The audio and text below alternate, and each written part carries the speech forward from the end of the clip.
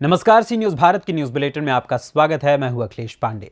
इस news bulletin में बात होगी महाराष्ट्र की, जहां दलित परिवारों की जमीन पर दबंगों ने किया कब्जा। आगे चर्चा होगी भिंड की, जहां बदमाशों ने कार में अगवा कर एक युवक को बेरहमी से पीटा। साथ ही आगे बात होगी फिरोजाबाद की, जहां डीएम ने परीक्षा की तैयारियों की समीक्षा। और भी तमाम खबरों पर आइए करते हैं विस्तार से चर्चा। खबर महाराष्ट्र से है, जहां सरसाम में पिछड़े वर्ग के दलित परिवारों की कृषि भूमि को दबंगों द्वारा कब्जाने का मामला सामने आया है, जिसको लेकर गुस्साए दलित परिवार आमरण अनशन पर बैठ गए हैं और न्याय की मांग कर रहे हैं। उनकी मांग है कि उनकी जो जमीन है वो उन्हें वापस मिलनी चाहिए। ये जमीन सरकार ने उनके नाम पर दी है, इस पर उन्हीं का हक है। शेतकरी संबंधातील शेतकऱ्याची अशी तक्रार आहे की तक्रारीच्या अनुषंगाने 1966च्या जोशीच्या निर्णयानुसार ती जमीन पंडितरावच्या नावे डेप्टी कलेक्टर सरपंच लँड घोषित झालेली आहे। त्या काळापासून ती जमीन आमच्या ताब्यात कब्जात आहे। हा खोटा वारस विनायकराव 1986ला मयत झाला, 1973ला रामराव हे मयत झालेला असून याला कुठलाही अधिकार नसताना यांनी खोटे सिलिंग ॲक्टचे अतिरिक्त ठरलेल्या 59 एकर जमिनी भूखंड घोटाळे केले। यात पण घोटाळा घालू पाहते तर माझा मागचा सिलिंगचा फेर क्रमांक डेप्टी कलेक्टर सरपंचला 279 नुसार ही जमीन 1966लाच सिलिंग म्हणून घोषित झालेली आहे। ही जमीन त्या काळापासून आज रोजीपर्यंत आमच्या ताब्यात कब्जात आहे। हा माणूस बलांडे असून याच्याकडं सुरक्षा व्यवस्थेसाठी बंदूक आहे आणि मागील याच्या कुटुंबातील एका माणसानं एका व्यक्तीला ठार मारला। माझ्या कुटुंबाला याच्यापासून धोका आहे। महाराष्ट्र से सी न्यूज संवाददाता गणेश खड़से की रिपोर्ट। खबर भिंड से है, जहां भिंड में कार में एक युवक को अगवा करके बेरहमी से पीटा गया। नगरपालिका परिसर में ले जाकर उसके साथ मारपीट की गई। बेल्ट और डंडों से उस युवक को बेरहमी से जमकर पीटा गया। वहीं बेहोश होने तक बदमाश उसे पीटते रहे। होश आने पर पीड़ित युवक थाने पहुंचा, जहां थाने में जाकर उसने आप बीती सुनाई। ये पूरा मामला देहात थाना क्षेत्र का बताया जा रहा है।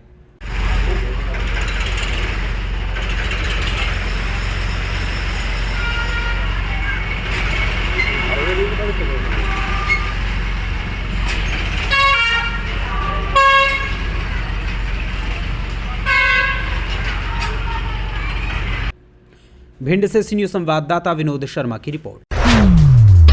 खबर फिरोजाबाद से है, जहां जिले में यूपी बोर्ड परीक्षा को कराने के लिए सोमवार को नगर के महात्मा गांधी इंटर कॉलेज में बैठक की गई। डीएम डॉक्टर उज्जवल कुमार ने परीक्षा संबंधित सभी तैयारियों का जायजा लिया। उन्होंने कहा कि बोर्ड की गाइडलाइन के अनुसार जिले में परीक्षाएं कराई जाएंगी। केंद्रों पर नकल न हो। यदि कहीं ऐसा कोई मामला सामने आता है तो संबंधित के खिलाफ कड़ी कार्रवाई की जाएगी। परीक्षा केंद्रों पर किसी भी प्रकार की व्यवस्था बिगड़ने पर सीधे केंद्र व्यवस्थापक दोषी होंगे। डीएम ने कहा कि यूपी बोर्ड परीक्षा हाई स्कूल एवं इंटर की परीक्षाएं 22 फरवरी से आरंभ हो रही हैं। केंद्रों पर सभी व्यवस्थाओं को समय से पूरा करा लिया जाए। परीक्षा केंद्रों के प्रत्येक कक्ष को सीसीटीवी कैमरों से जोड़ा जाए, जिससे परीक्षार्थियों पर पूरी नजर रखी जा सके। वहीं इस दौरान जिला स्तरीय अधिकारी मौके पर मौजूद रहे। आगे जानकारी देते हुए डीएम ने क्या कुछ बताया, आइए आपको सुनाते हैं।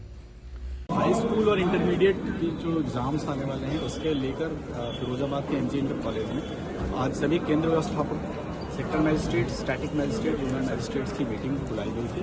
उसमें जो एग्ज़ाम से रिलेटेड नियम कानून है उनके बारे में उनको बताया गया है और सभी से ये अपेक्षा की गई है कि जो हमारे एग्ज़ाम हो वो सरकार की अपेक्षाओं के अनुरूप हो। शासन से जो भी निर्देश प्राप्त हुए हैं उसके अनुरूप कराएंगे और सारे एग्ज़ाम फ्री, फेयर और बिल्कुल ही अच्छे से कराएंगे। इसमें कहीं भी कोई त्रुटि हम लोग करने नहीं देंगे। ये सभी अधिकारियों को भी निर्देशित किया गया है कि सारे जो शासन के निर्देश प्राप्त हुए हैं उसी के क्रम में हम लोग एग्जाम करना है। फिरोजाबाद से सी न्यूज संवाददाता सन्नेश कुमार गुप्ता की रिपोर्ट।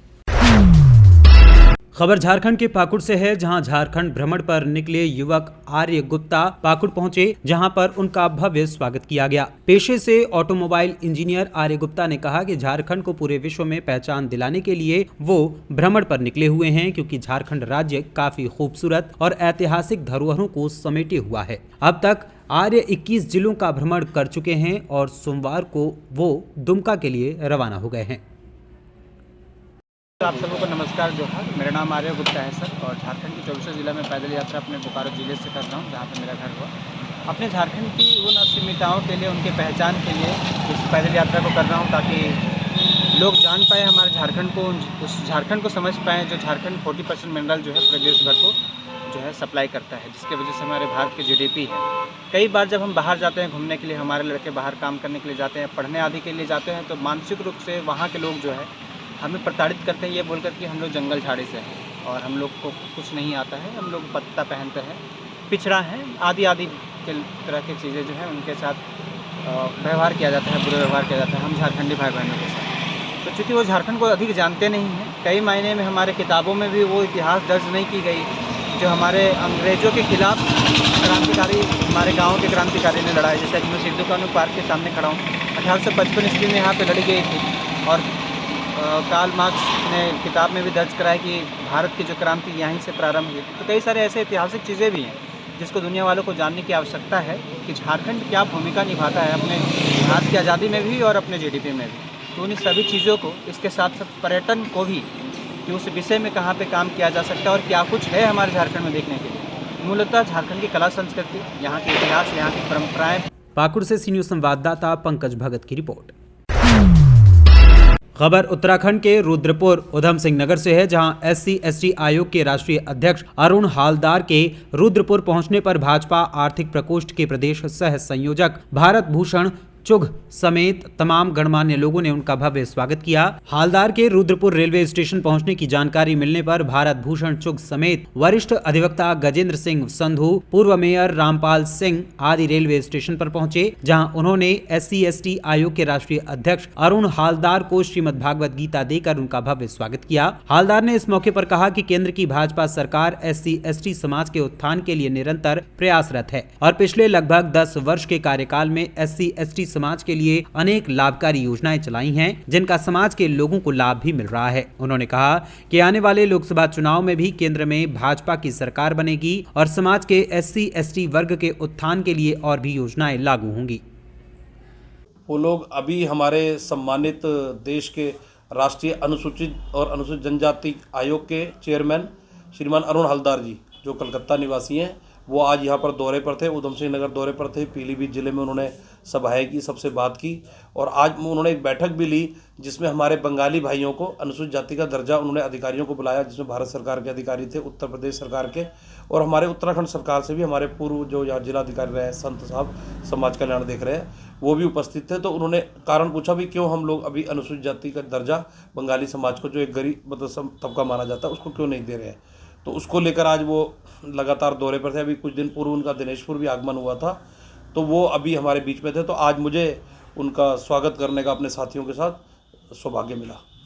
लगता है ये दिन दूर नहीं है, ये बंगाली समाज को इसका लाभ जल्द मिलने वाला है, क्योंकि उन्होंने इसमें इनिशिएटिव लिया है आगे बढ़कर कि ये क्यों नहीं काम हो पा रहा, क्यों अटका पड़ा है। सरकार की भी मंशा है, तो ये कहाँ पर प्रॉब्लम आ रही है, क्या दिक्कत है, टेक्निकल प्रॉब्लम है, उसको कैसे दूर किया जाए।